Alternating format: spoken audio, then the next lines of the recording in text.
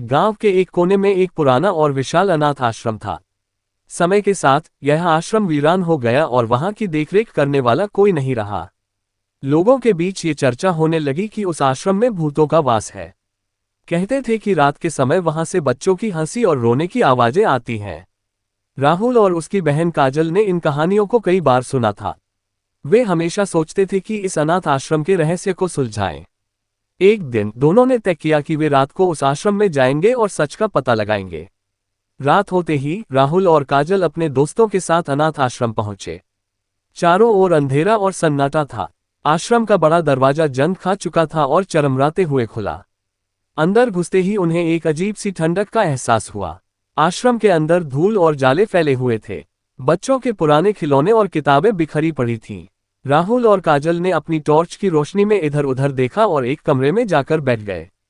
अचानक एक जोर की हवा का झोंका आया और दरवाजा खुद ब खुद बंद हो गया। राहुल और काजल ने अपने दोस्तों को देखा और कहा, शायद ये सब हमारे मन का वहम है। लेकिन तभी उन्हें एक कमरे से बच्चों की हंसी और पैरों की आवाजें सुनाई दी। वे सभी डर गए लेकिन फिर भी हिम्मत करके उस कमरे की ओर बढ़े।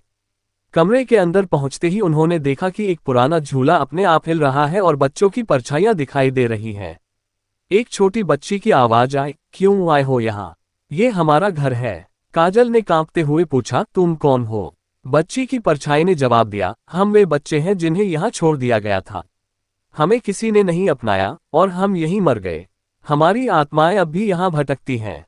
राहुल ने साहस जुटाकर कहा, हम तुम्हारी मदद करना चाहते हैं। तुम्हें शांति कैसे मिलेगी? बच्ची ने कहा, हमें बस इतना चाहिए कि कोई हमें याद करे और हमारे लिए प्रार्थना करे। राहुल और काजल ने मिलकर गांव के लोगों को इस घटना के बारे में बताया। गांव के बुजुर्गों और पुजारी ने मिलकर उन बच्चों की आत्माओं के लिए प्रार्थना की और एक विशेष पूजा का आयोजन किया। धीरे धीरे आश्रम की हालत सुधरने लगी और वहां की भूतिया कहानियां समाप्त हो गईं।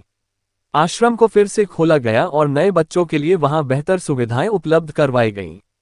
राहुल और काजल ने इस घटना से सीखा कि भूत प्रेत सिर्फ अंधविश्वास नहीं होते, बल्कि कुछ आत्माओं को वाकई शांति की आवश्यकता होती है। इस तरह अनाथ आश्रम फिर से जीवन से भर गया और गांव के लोग अब वहां बिना किसी डर के जाते हैं। आश्रम की पुरानी भूतिया कहानियां अब केवल एक याद बनकर रह गई हैं।